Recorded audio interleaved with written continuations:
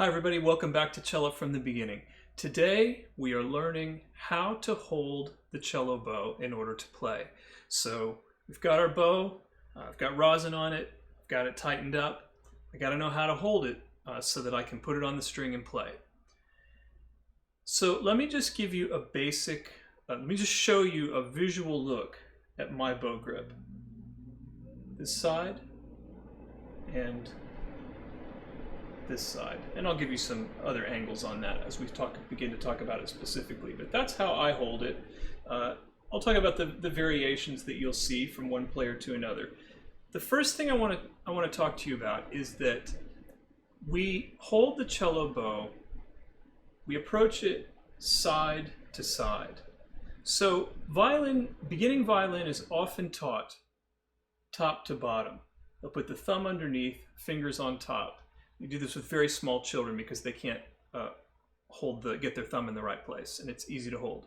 This is not a good way to learn how to hold the cello bow because we do not hold the bow top to bottom because we're not playing here. We hold the bow side to side. So the bow is going to be sandwiched, in essence, between my fingers. Now let me show you the three critical points of contact. First of all, the pinky. You probably have this little mother of pearl button on your bow, or if not, just aim for the center. You're going to take your pinky and set it more or less over that hole.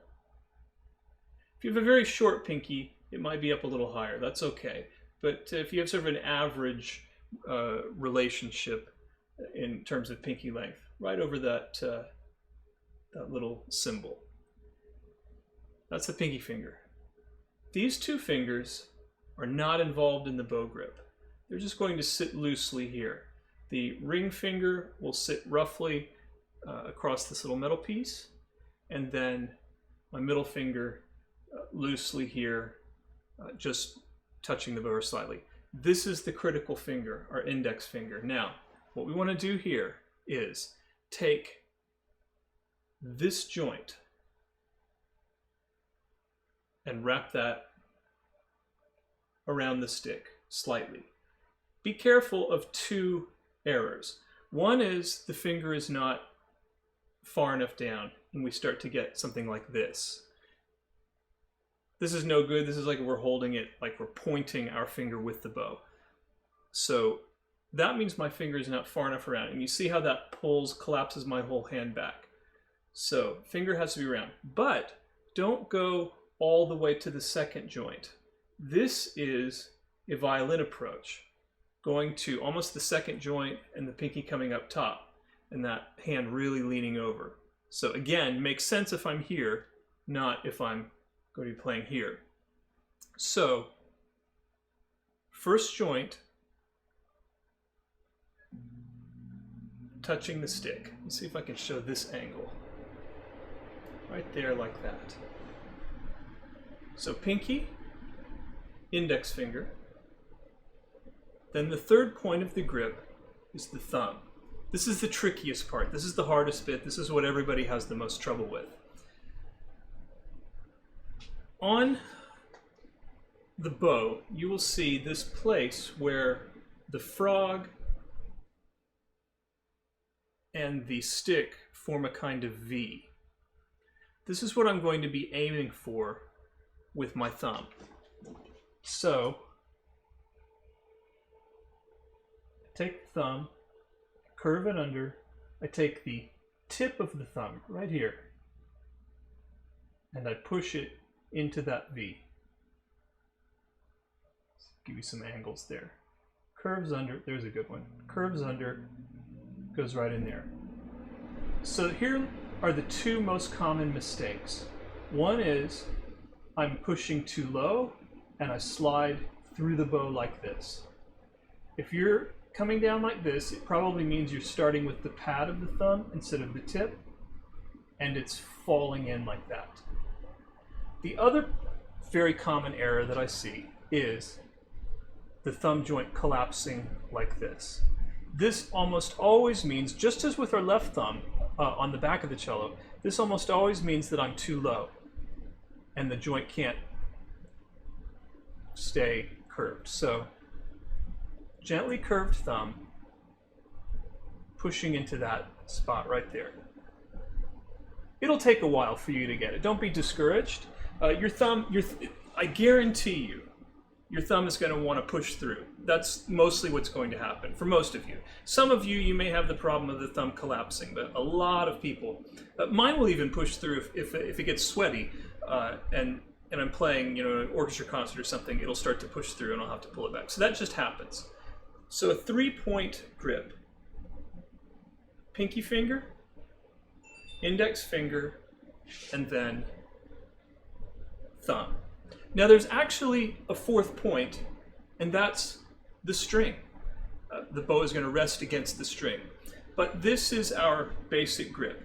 Now there's some really good exercises that you can do, very simple exercises, and this is one of them. This is called a windshield wiper. So you get your bow grip, you get your bow in place, and then you're just going to take and go side to side like this.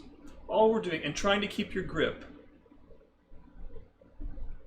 the whole time without losing any fingers or without changing anything. We're just practicing manipulating the bow through the air. You can also do this, kind of an up and down, and let that wrist relax and bend a little bit. They teach to the little kids, this is like a rocket ship launch. So this is the rocket ship, and these are the windshield wipers.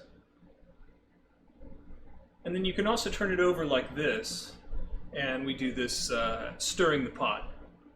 But all of this, you can use whatever positions you want to. Think up your own movements, make larger movements. All we're trying to do is get used to the bow in the hand.